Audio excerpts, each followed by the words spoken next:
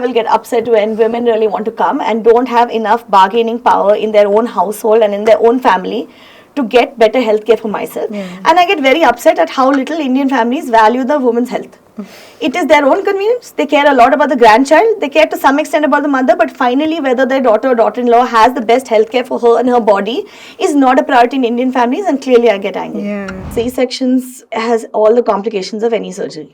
You're cutting through 7 layers of muscles, skin, nerves, whatever is fat, everything. Any C-section makes your entire future pregnancy more complicated because you creating a scar on that uterus. In further pregnancies, it can rupture. So you're creating this entire risk factor which was not there. To an extent, the recovery is a lot harder for the mother. Philanthropy often is trying to make societal or development changes, be it in education, health, so forth, and it is often a very strategic use of wealth. I want to distinguish it from charity, where the intent is to help people in need, but not necessarily to be able to make any change.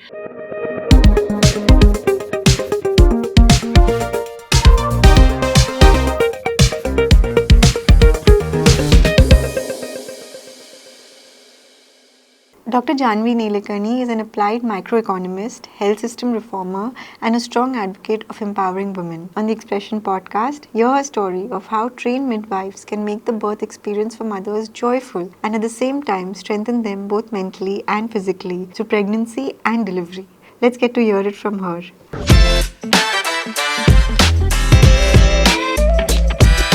So, what does philanthropy mean to you?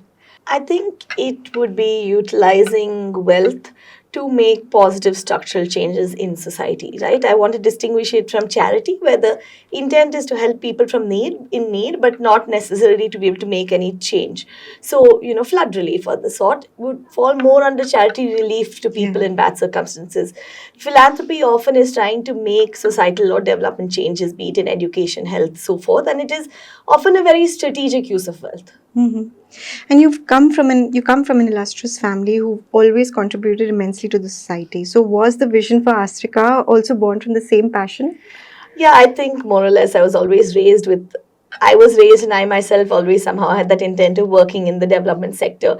So the specifics of why Astrika was more my personal story, but generally doing development sector work, it's been there for a long time. And your background as a developmental economist, has it contributed to spearheading Astrika and also ensuring that it helps reach the remotest part of the country? Yes, in the sense that I was always convinced of wanting to work in the development sector, in public policy.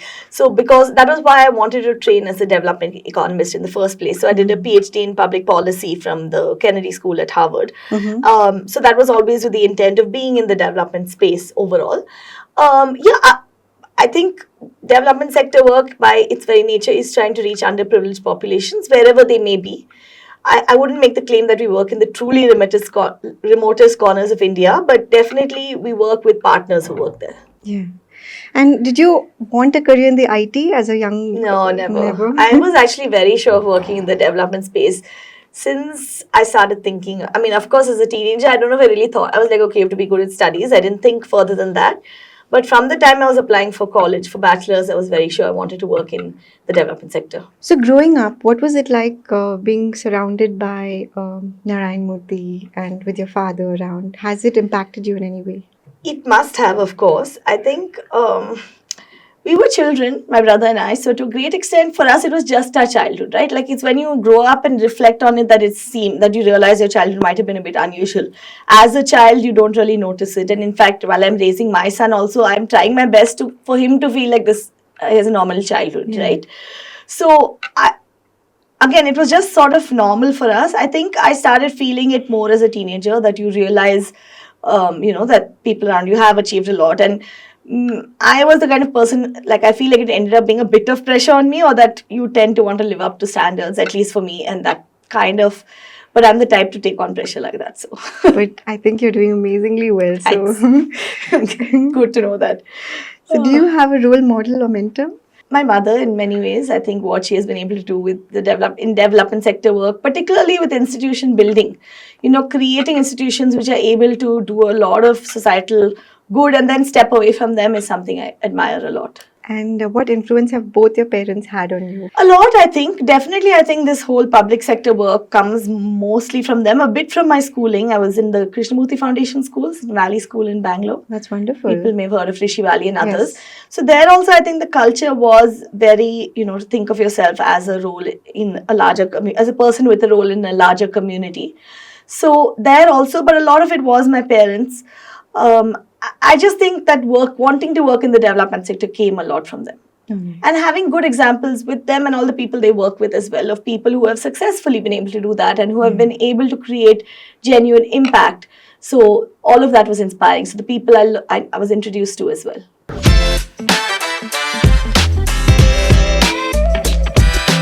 And have you read your mother's books? Your favorite? I have read all her children's books. Okay. I read Stillborn, which was her first novel. I snuck away and read when I was 12. She wanted me to wait till I was at least 13. She said the themes are too adult for you. But then I snuck it away when I was 11 or 12 and read it quietly. I have not read the end products of either Uncommon Ground or Samaj Sarkar Bazaar, but I read a lot of it in draft stage. So, Is there a favorite? It's hard to judge, but I think my favorite might be The Great Rafasa, one of her children's books set in COVID times. Yeah. You should take a look at it. Yeah. It's about the animals of Kabini and how they respond to the COVID lockdowns. Lovely. I'm going to have a look at it soon. Her children's books are fantastic. Everybody I know loves them. Yeah. And have you read them to your son? Yeah, all of them. Okay. And a lot of my friends' kids, nieces, nephews, everyone who's been introduced really loves her children's books. Okay. They're extremely popular. Yeah, I'm definitely going to pick up one soon. So your mother's work towards early child development, education has been commendable. Has that also helped in your decision with your son? And is it I'm sure it's a blessing, right? Yes, no, of course, she's done remarkable work. And I think certainly ideas like, when she was part of founding Pratham Books and the logo is a book in every child's hand. I think that's something I really believe in, that children should be introduced to books early. And that's what I always did with my child. We have some videos when he was 5 months old where he would cry when a book ended till the next book starts. And he was not even 6 months old. So definitely bringing children up in that atmosphere has been influenced. But when it comes to schooling, I had pretty strong opinions. So I think both with preschool and with the school he currently goes to, I did a lot of research to figure what would be best. Okay. So that was more me. Okay. Even my husband didn't have very strong views. It's like, you have very strong views, you decide. So did you spend time on any project with your mom or dad while they were working at Ekstep or Akshara Foundation, and any experiences that stand out? So the main thing is I've been a board member at RKM now for 16 years. I've been finishing 8 terms now. So I think there I've been fairly involved. And that was sort of the thing my mother introduced me to help me learn, I guess, in many ways. With Akshara and others, no, I've visited and seen their work, but I have not myself had a role to play. Yeah. But with RKM, I learned a lot by being on the board, by getting, first-hand insight into how an NGO or a foundation operates, which has definitely been helpful to me while running and setting up Astika Foundation. And I also read one of your mother's interview where she said that the early child education, like the first teachers are so important. So do you also feel that way? I don't know, your early childhood teachers often is your family, I think. The first teacher is your parents, your grandparents, etc. For me, yes, they matter, but I just feel that children should be happy. Yeah. At these very young ages, I don't really believe in putting too much pressure on them in academics and so on. So children are important to give them that holistic and happy childhood more than for any learning is what I feel at young ages. Absolutely, and it comes more also from Krishnamurti's... Yes, that's true. That is the KFI philosophy is a lot like that.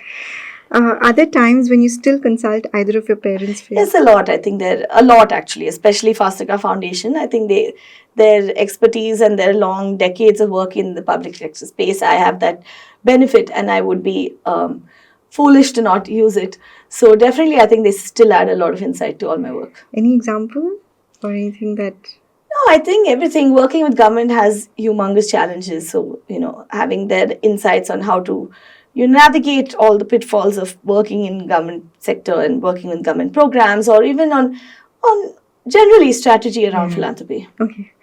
So what has your own experience been with the midwife-led delivery? And you also mentioned that there was a huge difference between the delivery in the West and in Bangalore. What was that exactly? Right. So when I was, just for some context, when I was pregnant, it was 2016. I was a PhD student at Harvard at the time, and I was had to be there part of every semester, but I was also doing field work, randomized controlled trial in South Karnataka in 34 taluks with 1,500 bus drivers. So I was sort of shuttling between Karnataka and Cambridge, Massachusetts a lot during my pregnancy. So it was a very first-hand being able to see Bangalore healthcare and Boston's healthcare system. And I was very disappointed in the healthcare available in Bangalore. Of course, when we imagine, we think that, yeah, sure, of course, many parts of India are underprivileged, but Bangalore has top-notch healthcare. And I think that's true in terms of infrastructure is top-notch. I wouldn't doubt anybody's surgery skills. Those things really are top-notch. But the ability to do evidence-based practice, where you are really providing care where there is data to support that you should do this care, and you're not giving care which data shows to be harmful, was completely lacking, at least in maternity care. Okay. I don't know about things like oncology, but I was very, very disappointed with that. So it took me a long time to figure out where to give birth. Of course, I had the option of staying at Harvard, but I didn't want my son to be a US citizen. Yeah. And they have birthright citizenship there, and I didn't really want to give birth in winter months. The sun sets at 4. It's freezing to take the child and newborn anywhere. So I really wanted to have the baby in India if most possible. But I explored a lot, but finally did not feel there was anything in Bangalore which could really meet my needs. So I ended up traveling to Vijaya Krishnan at Sanctum in Hyderabad. She's a US trained midwife who set up this place in Hyderabad. I had a very, very good experience with her. So what was your learning? Oh, right. So I think midwives put a lot of emphasis on evidence-based care, like on intervening only when you ought to intervene, as opposed to the more medical or obstetric model, which assumes that birth has to be managed. But birth is not a disease like cancer, right? Birth is a physiological part of life. So there's no real reason to medically manage it unless something is going wrong. So midwives more or less start from the premise that if things are going wrong, we'll intervene, but we won't intervene unnecessarily. But the obstetric discipline very often manages birth from the get-go. The way one would manage a disease. So that's probably the biggest difference. And midwives are very focused on respectful maternity care, on informed consent, into taking a woman's views and perspectives into account. Now, definitely consent is needed in any healthcare, and the legal system will take consent. Nobody in India will do a surgery without getting a signature. Absolutely. The question is, are you taking informed consent, where you're really giving the customer or the client, the patient, an informed view of what are the genuine risks and benefits of the surgery? Or are you just telling them that, you have to do this surgery, please sign. Right? So I think that is a lack which I really felt when I was pregnant. And I needed, for me, informed consent was critical. Evidence-based care was critical. And think of it, right? At the time, I was running a randomized controlled trial myself. I was at Harvard, which is a place where the quality of data and evidence, the rigor standards are expected are very, very high. So from that universe to be in Bangalore and be like, what is data? What is evidence? Like, why does it matter? Was a very big culture shock for me. I said, what do you mean, why does it matter? It matters because you need data and research to get to good healthcare outcomes. And similarly, at the time, the Institutional Review Board of Harvard, the degree of informed consent and ethical processes I had to go through for my research with bus drivers, where they were not doing anything more than, answering questions and playing some games. For sure, there is an ethical angle to it. Of course, we should be ethical in all human research. But the extent of informed consent I was giving bus drivers for a 45-minute interview plus some games, and what I was being given as a consumer of healthcare services, I was giving them so much more informed consent than I was getting, even if people meant to operate on me. I couldn't handle it. I left the city. Okay.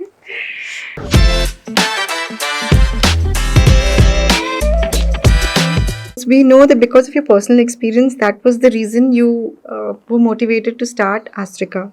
So can you tell us more about the prevalent disrespect and abuse that you've spoken about in the past, and also the excessive medical interventions that you were just talking about? So is there anything more that if you want to add? No, for sure. I think the way I see it and Astrika Foundation sees it is that India's maternal health challenges can broadly be bucketed into three buckets.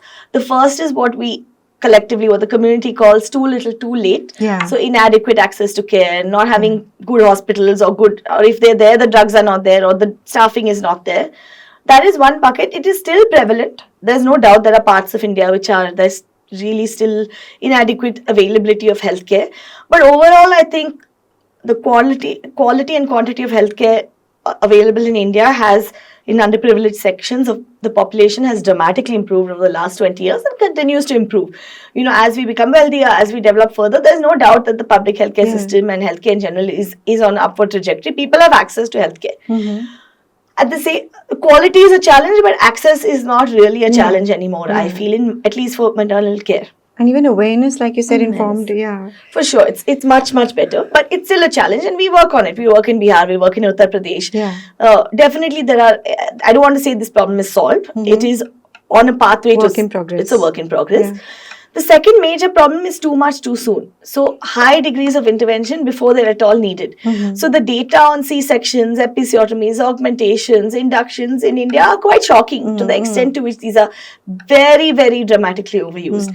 C-sections is perhaps the clearest. At a population level, nobody has showed healthcare benefits to C-section rates above 20%, like 19-20%.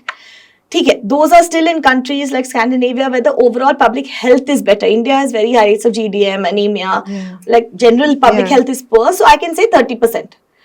Anything above 30% is not justifiable, honestly, even in fairly high risk populations. In comparison, the private sector health, the C-section rate in the private sector across India was 48% 6 years ago in the NHFS 4-5, the most recent NHFS. And there hasn't been a survey in the last few years.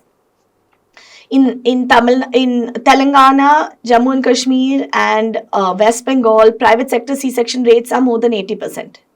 Right? There are many districts in Karnataka where private sector C-section rates are 60 and 70%. Bangalore hospitals, we know it is 60, 70, 80, 90% C-section rates. If you ask your friends and family, you will end up with that same number. Right? So these are massive rates of doing unnecessary surgeries. And I just personally find it very unethical to be operating on people for profit, convenience, and other reasons. Of course, I understand it's easy for me to say when you're making your living off these surgeries. At the level of an individual doctor or hospital, I don't know. I think we need to structure our healthcare system such that you are not making profits off causing morbidity to clients and patients. So has these numbers gotten better after Astrika Foundation are doing work, or has it gotten better? Because in Bangalore or general? I mean, Astrika Foundation. Oh, sorry, I didn't finish. So the second major challenge is too much too soon, and the third major challenge is that disrespectful maternity care, disrespect and abuse in labouring rooms. Does it still happen? Yes, definitely. I think physical abuse has come down a lot, even in like large government hospitals, but it's still there, but it's much lesser. The pinching, slapping, hitting has come down a lot, but it's there. Verbal abuse remains very prevalent. Shouting and treating women in labor extremely harshly and saying, like really foul language also. And then lack of informed consent remains common. So in the upper class segments of society, for sure, you will not see this slapping, hitting, and like verbal abuse. But there is a lot of fairly manipulative language, right? If anything happens to the baby, it's on you. Which is so there's a lot of what I call fear-based consent, where you take consent from patients by playing on their fears. It is not informed. You're not giving them the risks, benefits, and the true downsides. And I think in the upper classes, operating on somebody and leaving them with health damages is a type of physical abuse. It is not physical abuse how we traditionally consider it, but finally, for your sake, you are creating physical damage to another person. I think we should acknowledge that it is definitely an abusive practice.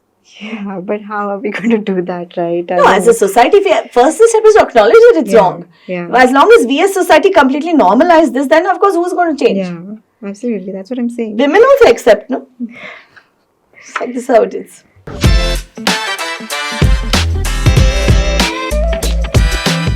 So how far back are we in global modern practices, and what should be the top 3 priorities to address in this year, 2025, in the maternity healthcare system, according to you?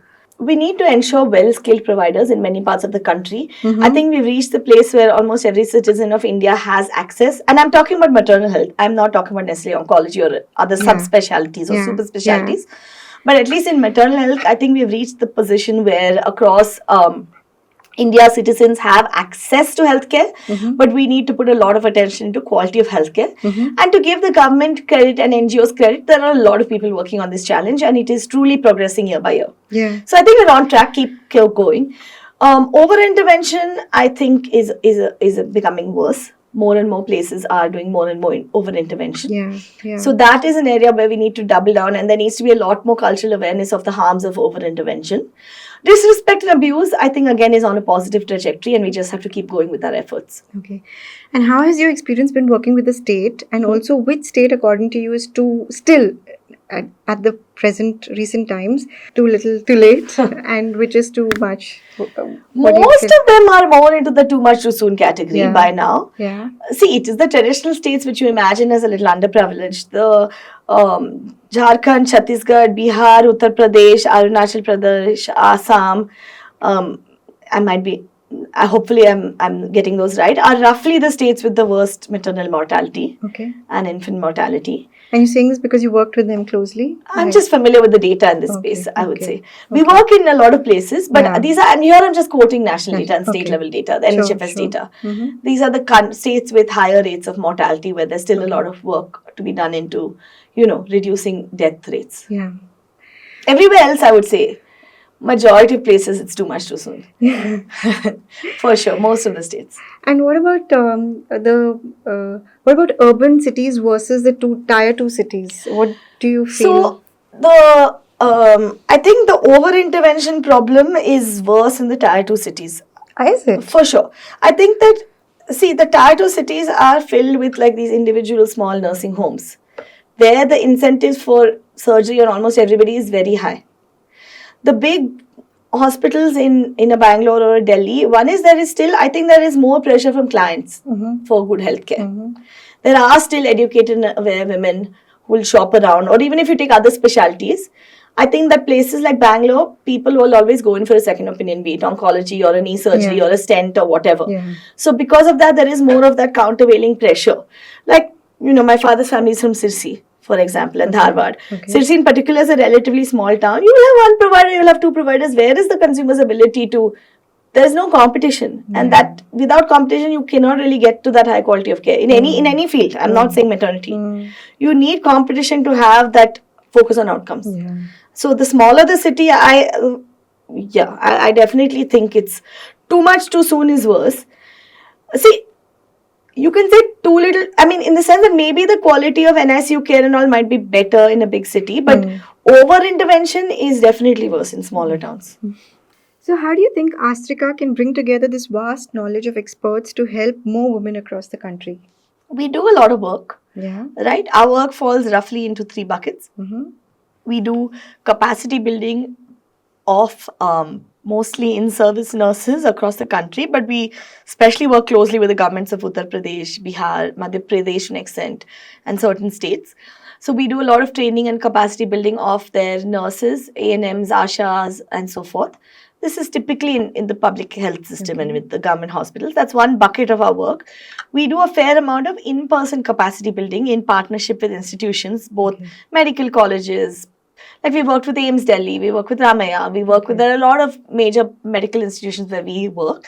So that is a lot more of hands-on, so simulation training, skills and drills, role play. So innovative adult pedagogy, so andragogy, right? The methods of learning, really trying to keep track of what is the best ways for adult learners and use that to do a lot of in-service training to improve the capabilities of the healthcare workforce. That's one bucket of our work. We run the professional midwifery cadre training programs for Government of Karnataka. So there is a cadre of professional midwives, like the midwife I gave birth with, for example, Dr. Vijaya Krishnan. She was trained in the US, and till recently there has been no professional midwifery cadre in India. But in 2018 December, the national government proposed to introduce this cadre.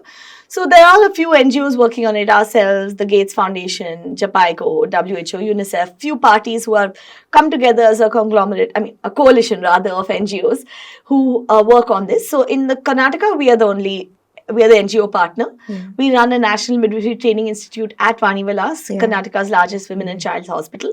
We run state midwifery training institutes in Bangalore, in Mysore, Cheluvamba, and Belgavi. And now we are going to district hospitals, like we have one now in Hassan, for example. So, and then our third bucket of work is advocacy. I think bringing more knowledge, and I'm hoping, your audience of this podcast certainly will walk away with more understanding of the scale of problems in this space.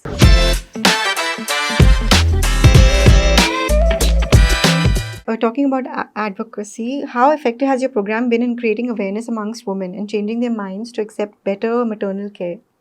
Also, is it hard working with families or mother themselves?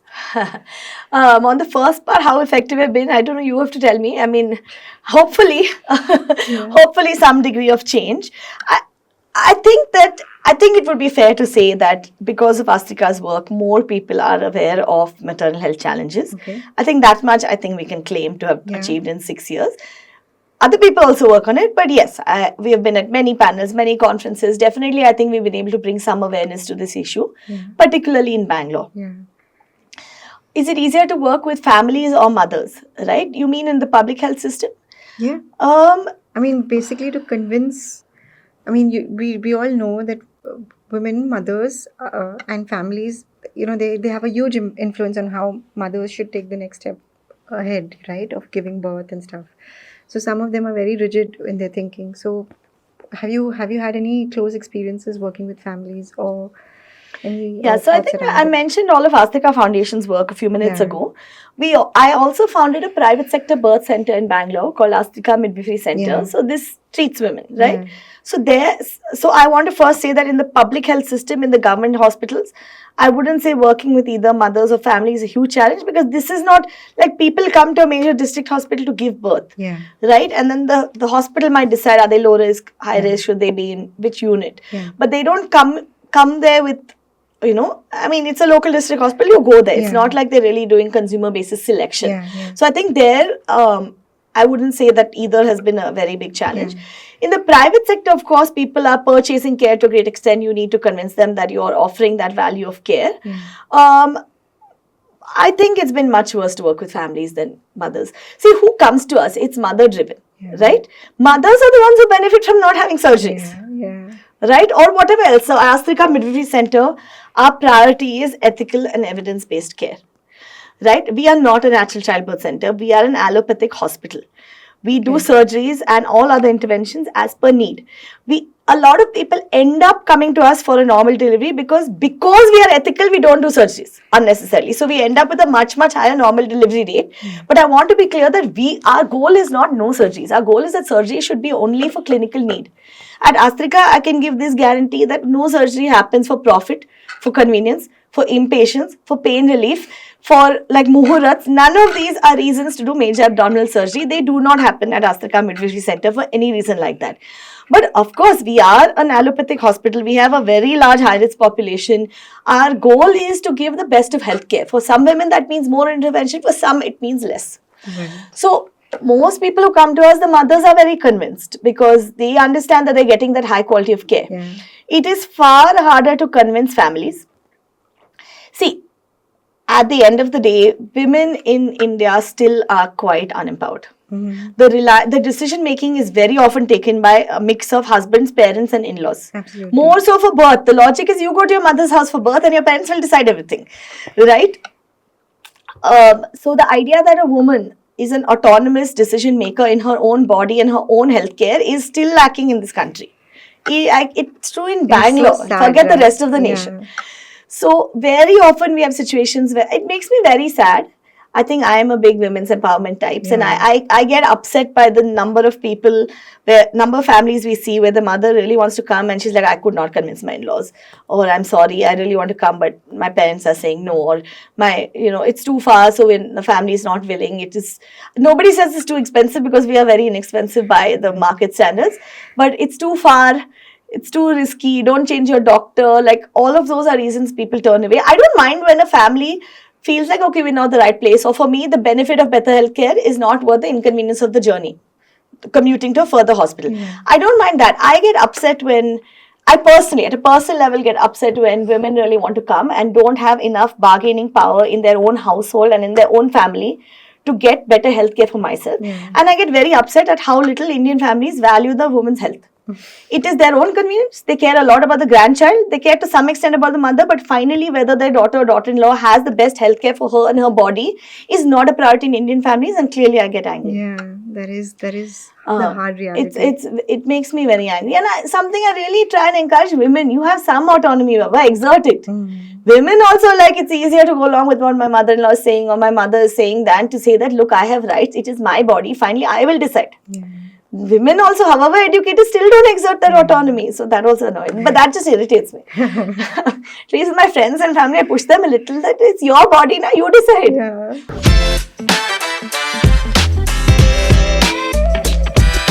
Just to have clarity, what is midwifery and how? Why is it so important to choose that? And also, how should an expectant mother envision the experience with a midwife as compared to a conventional medical setting? So, I want to be very clear here. I'm talking only about professional midwives. Yeah. So, professional allopathic midwives in the Indian context are women who have a nursing degree. So, they have a 3 or 4 year nursing degree. Usually, they also have work experience. And they have completed 18 months or 24-month courses which are postgraduate. So, master's equivalent. Postgraduate credentials in midwifery. So they are called as nurse practitioners in midwifery. Okay. The same way India has nurse practitioners in critical care, like for ICU nurses and so forth. So it is a specialization. I want to be very clear that a professional midwife defined like this is certainly different from a traditional birth attendant who might have been called a midwife in a previous era, or from nurse midwives, because in India the GNM, ANM is general nurse midwife, right? Like nurse midwife is the title. But these are people who would be nurses and have nursing experience in birthing as well. A professionally trained midwife is something else. So I'm talking only about that. So they are people who are very skilled in pregnancy, birthing and the postpartum, because they have 1.5 to 2 years of specialized training only on that. They can, handle almost all healthcare for mothers, pregnant mothers and for babies. And of course, they are equipped to know when to refer to an obstetrician. And also, so they will even help the mother or support the mother with ultrasound. Typically, even obstetricians don't really do ultrasound. They refer to radiologists. Midwife can. In India, midwives, there are very few, first of all. This program started 5-6 years ago. There are a few hundred midwives, and that also is because Telangana and Andhra have gone further in it. In the private sector, there must be 40 or 50 midwives in India, not more. So, right now, I would say most midwives are mostly doing birthing, like OPD, not as much. But anyway, a midwife would be able to, recommend a scan. Usually, right now, midwives work pretty closely with obstetricians and there's collective decisions on some of these things.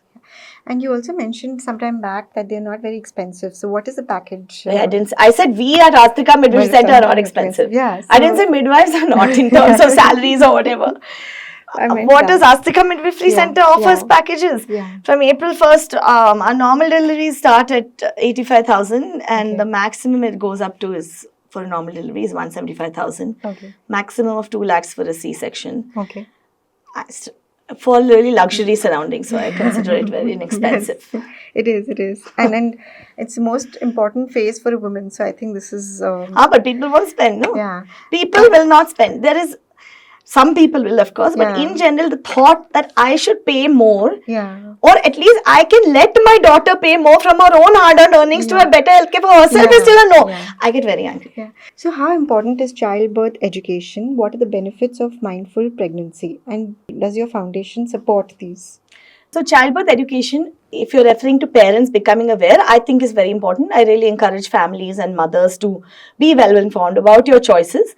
I actually personally recommend this for any part of healthcare. If you have been diagnosed with cancer, if you are having heart issues, it always is going to benefit you to become a bit well informed, to make your own healthcare choices and to choose your healthcare provider properly. At Astika Midwifery Center, we this is our private hospital. We definitely recommend a few good childbirth educators in Bangalore. And in general, I recommend people, it has nothing to do with Astrika. In general, I recommend people that they should recommend to people that they should become well informed.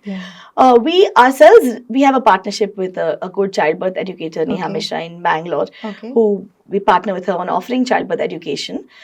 I think you were earlier talking also about whether midwives can provide postpartum perinatal health. So as I was mentioning, there are very, very few midwives in India. There might be 30, 40 to 50 in the entire country who work in the private sector. 3 of them are employed in Astrika Midwifery Center. So when midwives are such a scarce resource, honestly, nobody can afford for them to be doing anything other than specialized birthing. So for women with postpartum depression and so on, we usually will refer them to psychologists. So 6 years of Astrika, how has the journey been? No, I think it's been good. Astrika Foundation is almost 6 years old, and we have been able to achieve a fair amount. I think through our digital programs, we have touched more than 1 lakh people. Through our in-person programs, at least 2,000. 2,000 is still not a huge number, but because they have often been in since those 2000, a lot of them are in places like AIIMS or Vani Vilas or Loni universities, which are large medical colleges. Our work there can spark some degree of cultural change, which then touches a lot more people. Our professional midwifery program in Karnataka, I think, is going really well. The fact that there are even 4 government hospitals now in Karnataka which offer midwifery services is a big step forward, and the pipeline is strong. We have a lot of students right now in multiple of our batches. 3 batches are going on right now, and more are in the pipeline. It's been a pleasure in many ways to work with the Karnataka government. So I think those programs are going well. So I think the next 5 years, a lot of our plans are to focus on advocacy. That the way Astrika can, we want to make cultural change. So convincing women that they should expect better, convincing the state that it's important to regulate healthcare a bit better, convincing health hospital providers that it's in their interest to provide more ethical care. So those are some of our priority areas. Is that when you do half the battle is won, right? So from medical procedures and counseling to nutrition and mental well-being, take us through it, and how does Astrika's intervention play a role here? I'd like to talk only here about our private center, Astrika Midwifery Center. So of course nutrition is important to everybody, but we don't have too much control in the government healthcare space where somebody may be traveling and coming to the district hospital but has to a great extent only seen her ASHA worker till then. Of course, we do ASHA worker programs, so no doubt some degree of nutrition and so on is covered there. But yeah, a lot of our work in the government hospitals is actually in birthing rather than before or after. In our private hospital, of course, we do look after pregnant women from preconception. A lot of people come to us at preconception and come back when they're pregnant, which is always nice. So now more and more are coming for their second babies, which is again a pleasure. Then, of course, we do put a lot of emphasis on lifestyle issues. Lifestyle problems are very high in India. Indians are quite prone to metabolic disease at fairly low weights, like diabetes rates are very high. People believe that for an Indian population, BMI needs to be 23 and under for good health. I'm like, wow, that's nowhere near my weight. It's only much more than that. It's not. So definitely, I think that a lot of non-communicable diseases are quite prevalent in urban India. Definitely, we would urge people to look after those aspects a bit more. How do you choose your partners to expand Astrika's operations and efficacy? You mean in the private sector? We would like to, in fact, we are looking to open another center in Bangalore. And I think we need a partner we need somebody who either is ethical themselves or is willing to let us be ethical. Like, I don't think we can survive in a place where there's a lot of pressure for surgery. So that is a big criteria. And of course, generally, it should be a well-functioning hospital.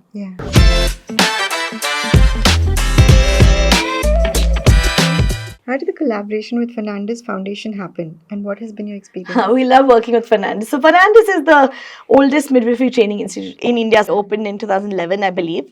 So they are a lot of the midwives we employ are all graduates of Fernandes. Now there are a few more midwifery institutes. We ourselves at Astrika Foundation, we run one, but Fernandes has been there for a long time. So they have been, credit to Dr. Evita Fernandes, credit to the team. They took on midwifery at a time when not many people had heard of it.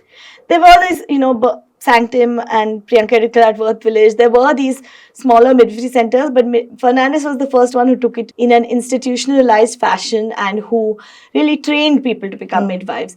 So we work with them on all kinds of things, just with lot of things, whether it's a conference, whether it's formal exchange programs, whether it is representing to government together. So it's been great. Have there been any international models that you've followed in maternity healthcare systems? And what are some takeaways from faculty that come from UK or other countries? Right. I mean, we follow, I think, best practice maternity care is, of course, more defined by international standards. There are not many Indian specific standards anyway. Like, people are looking at what the UK guidelines are, what the US guidelines are, so on and so forth. Of course, at our National Midwifery Training Institute, which we run in with the government of Karnataka in Vani Vilas, the faculty are all European. Right, European midwives who come to train, because there have not been in Indian professional midwives have not existed till a few years ago, as I was, I think, mentioning earlier. So the faculty have been international faculty who we have brought in, and of course we look a lot to developed countries for best practices, whether that is the appropriate ranges of surgical interventions or episiotomies or whatever else. Any challenges while adapting this in India? Yeah, resistance from everybody. Doctors more so. When I was pregnant, I remember I was really arguing with my obstetrician because I didn't want a routine episiotomy where they make a cut to the perineum to let the baby's head out faster. Yeah. It's by and large, it's a harmful intervention, right? It's the difference between tearing a paper and then cutting with a scissor and then tearing. It tears much more easily. So for the most people, it is harmful. There are a few cases where it's beneficial. So of course, I'm not saying never, but it certainly should not be done as a routine intervention. And one of the things I took forward to them was that, here is all this data, here's all this evidence, it is harmful, please don't do it. And I was not trying to convince her to not do it for everybody, don't do it for me. Yeah. But she said, but Jahnavi, all this research is on white women and you are Indian. So that is the attitude, that research, all this doesn't matter, this is India. Like, you cannot run with low C-section rates in India because families put a lot of pressure. You cannot, it's very difficult to do ethical practice in India because there are all these commercial pressures. Some of that is true. There is no doubt there are other public health systems where ethical practice is expected, where that is a cultural norm and where the financial structures make it plausible. But at the same time, human bodies are not so different from place to place. Right? Women still are women. People's body structures are not that different by ethnicity, and solidly quarter of the people in UK and US trials are anyway of South Asian origin.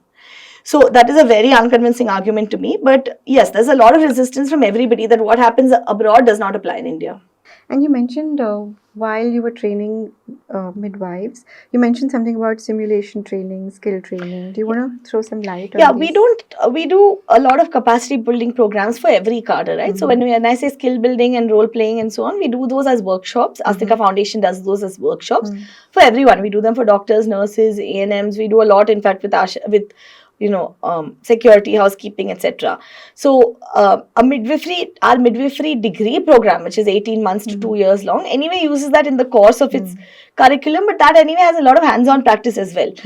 Right? It's a 18-month to 2-year program. The simulation we do a lot in a workshop model where we might go to a medical college and do 1-day workshops or 2-day workshops for their teams. So simulation and all is very important. Right? Textbook learning is not at all good enough when it comes to healthcare in particular. So what is the simulation? So it's entire, right? One is skills and drills. What is each person in the room going to do if there's a postpartum hemorrhage? What are you going to do if there's a shoulder dystocia? Some is skills and drills, but it's also the entire scenario may be role played out. Like so and so is the patient, so and so is the patient's mother. That you enact and practice various scenarios to make sure that you are well versed in that situation.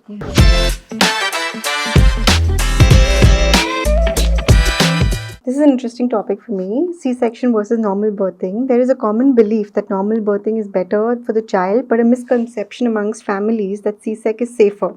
Okay, and many are also advised a C-section by doctors for various reasons. So what are the risks the mothers are not aware of? I think a lot, right? Of course, C-sections has all the complications of any surgery. You're cutting through 7 layers of muscles, skin, nerves, whatever is fat, everything. So any surgery can go wrong to an extent. You're always taking on all surgical risks. You're taking on infection risks. Any C-section makes your entire future pregnancy more complicated because you creating a scar on that uterus is going to create in further pregnancies, it can rupture. So you're creating this entire risk factor which was not there. The chance of stillbirths are not sure. Chance of ectopic and other pregnancy complications in future pregnancies are fairly high. to an extent, the recovery is a lot harder for the mother. The pain of recovery is there. It takes much longer to get back to a fit lifestyle. There are many women who, like, that muscular strength in the abdomen and all, never really gets back to what it was. So that first baby still, there are some complications from a surgery. So C-section babies often have more asthma, they have more allergies, because their microbiome, instead of being established by the mother's microbiome, their microbiome often starts with the bacteria of the surgery, of the OT, rather than of the mother. Okay. So they sometimes have these immune system issues, but by and large, I can still say the baby is not too affected. I think a first C-section has more harm for the mother and more harm for future siblings. So why should C-sec not be the answer to labor pain relief for most mothers? And how do you make it better and positive at Astrika? How do you encourage? I know I read your interview where you said that you encourage movement during labor pain, and there are non-medical pain relief that you provide. I was also curious about this laughing gas that you mentioned. So can you just talk? I don't think there is another space where we would consider giving pain relief purely as pain relief, right? Somebody needs a knee surgery because they have a lot of pain, or that pain is led them to identify the cancer, hence you go for surgery. You're also doing some degree of cure. Here you're saying you will just use it as pain relief, which I don't agree to when there are so many other pain relief measures available in the market. So at Astrika Midwifery Center, our private center, we literally offer every pain relief on the market, whether that is a water immersion through a water birth pool, whether it is an epidural through regional anesthesia where you're numb from the spine, like waist down, whether it's laughing gas, which is a drug you consume through a mask, or opioids and narcotics are very popular at Astrika. So there are a lot of pain relief methods in the market. So I don't think it's appropriate for hospitals to offer surgery as a pain relief method. That's my personal view. I think it's valid also. I mean, I wish women do, I'm sure they feel empowered once the normal delivery is done, right? Do you think that? Yeah, for sure. For one thing, they can get up and walk. I had got up and had a bath 2 hours after my birth. People can just be. I mean, yes, there's some recovery. You might have stitches. Not saying that of course there's a recovery even from a normal delivery, but it's nothing compared to a recovery from a surgery, right? So, of course, they reap the benefits for sure. Yeah. But people opt for pain relief. I'm not suggesting unmedicated births to people. No. But I just think there are many pain relief options with fewer side effects than surgeries. Sure. And also, do you feel that women are stressed out with the pain, normal birth pain and the process and the time it takes? Do you think? Yeah, for sure. I think a lot of people have that psychological preference for a surgery because you're like, my baby is going to be born at 10 o'clock on the Thursday morning. I don't need to worry. When am I going to labor? How long is labor? Definitely, I think people do have, struggle a bit emotionally with uncertainty. But again, I feel like if you're emotionally uncomfortable in uncertainty, that is something which ideally we work at the emotional level. I still don't think surgery is the right solution. Like surgical interventions, I'm not a big fan of for emotional discomfort. Got it. What exercises are recommended for expectant mothers, and what role do midwives at your center play? At our center, as I keep saying, midwives are very short-staffed in the country. We don't have midwives. So honestly, their time is valuable. It's not easy to deploy it on exercise. So we employ physiotherapists for that. Definitely, I think walking all the time, walking routinely. There are some specific pregnancy exercises. Swimming is considered good during pregnancy, but you have to be careful, mindful of infection risk. So I think in India, this attitude that pregnant women should rest is very harmful. It's a cultural tradition which made sense perhaps in an era when women were in the fields all day, or really they were doing housework all day, they were in joint families. When you were doing that degree of manual labor day in and day out, suggesting a pregnant woman gets rest made some sense. In a modern, extremely sedentary lifestyle, you need to have stopped resting a long time ago. I would not recommend. I really recommend that pregnant women basically there's no reason to rest really more than, of course you can take, there's no justification for being physically inactive. Even when bed rest is recommended, it's very rarely truly helpful. There are very few situations which bed rest is genuinely a helpful intervention. Being physically active is the best thing you can do for your overall health, whether that is diabetes, whether that's blood pressure, all of us, right? I'm perpetually trying to be more physically active, and to some. You are. Don't. You're being modest now. So, co-founder of Birth Village, Priyanka Irikula, is another professional whose work you have lauded. Yes. And what makes them special? No, I think Priyanka Edukala and Vijaya Krishnan took on opening midwifery centers in India when it was really unheard of. So just as, pioneers in the space, I admire them. And do you see a changed mindset over the girl child? Yes, I think so. Definitely there are families who still have a male child preference. But I think many families are perfectly fine with a daughter. What we tend to see is disappointment if the second child is the same sex. And that goes in both ways. There are definitely people who are quite disappointed for a second son or a second daughter. And in your work in this sector, any story of an individual or group that stands out? Would you like to share anything? I think we talked about Fernandez, so certainly people whose work I really deeply admire and respect. A lot of other people doing very good work. If I have to look even at public sector hospitals or like more, people, let's say, Dr. Poonam Shivkumar and the people at Sevagram Wardha in Maharashtra, or Dr. Vidyadhar Bangal and the people at Loni in Maharashtra, even what Dr. Neena and people at AIIMS Delhi are trying to do, smaller units. I think there are quite a good set of institutions in a big institution in India who really focus on quality of care. I'd like to mention NQOCN, the National Quality of Care Network, a network of doctors who care about work on quality improvement as a discipline. Like how do you do healthcare quality improvement? Definitely a lot of great people working in this space. Okay. And what are the work dynamics when you have to deal with your mother as chairperson of the Nilankani philanthropy? I don't have any formal engagement with Rohini Nilekani Philanthropies. My brother is a director. Okay. I have stayed out for now. So we just more deal informally with each other. Okay. Your husband, Shrey Chandra, Yeah. has a wealth management firm. Do you seek his advice? Oh, for sure. I think especially when it comes to how do we go about things financially and structuring and so on, I definitely take his views. Of course, I generally take his views as a partner anyway, not even if he had no expertise. Also, I take his views on things he has no expertise on also. But certainly with things related to finances, I think he's quite skilled. If there's one new venture you would like to start, what would it be? No, thank you. I'm tired. This is plenty. I'm very happy with Astika and relaxation and parenting and all. Lovely. Done. Focus on one thing. What is your take on abortion laws in India and what's currently happening in the US?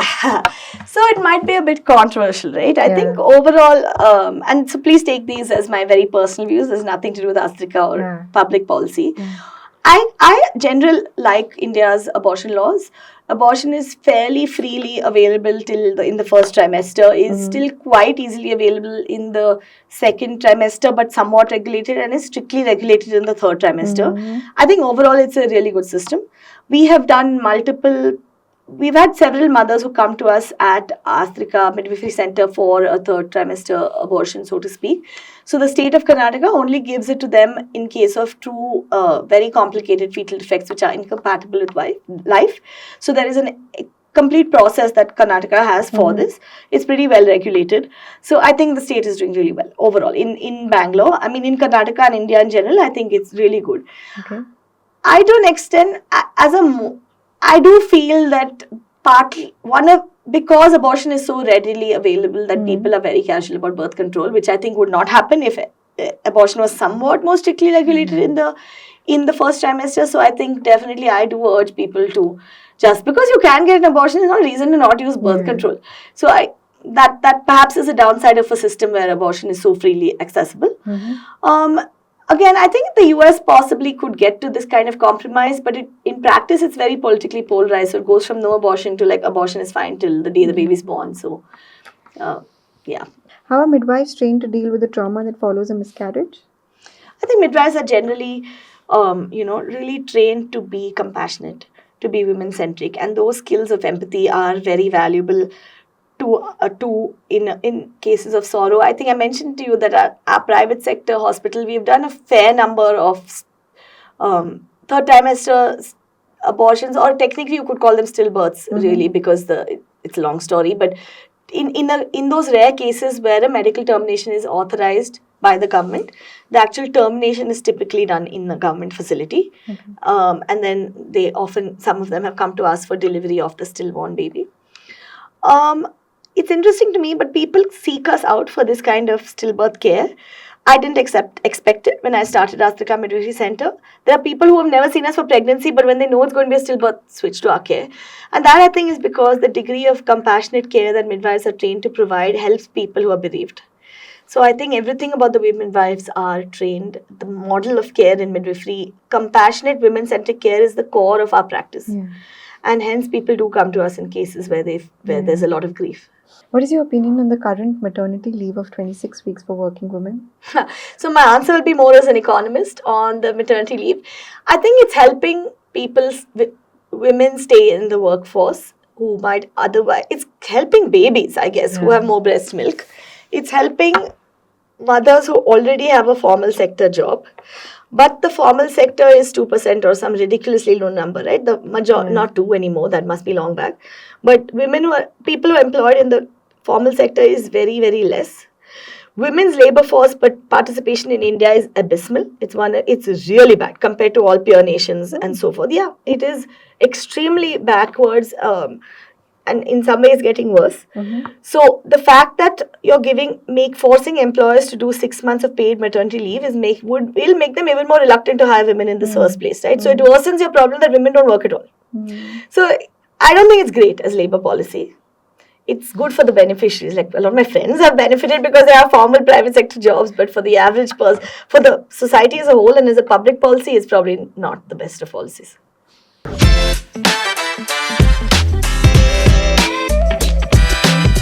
Let's get to the rapid fire. Comfort food. Comfort food, hot pot. Okay. I loved it in the US, and now I make it at home. If not Astrika and Aastha or Urmika Healthcare, what else would you have liked to do? I think I would have stayed in environmental economics and air pollution. That's what I used to work in, and then with my experience, I felt maternal health, I wanted to switch. Yeah. Favorite holiday destination? I love to go skiing. Switzerland, France, Italy sometimes. From India, Europe is closest, but I learned in the US. Amazing. Your dream enterprise? No, dream enterprise is Astrika only. I'm living out my dream. I'm very happy. So glad. Your mantra to unwind after a tough day? Just, I think, come home and relax. Read a book or hang out with my family or be with myself. Thank you so much for coming to our podcast. Thanks I really so enjoyed much. this chat. Thank you. Thank you so much.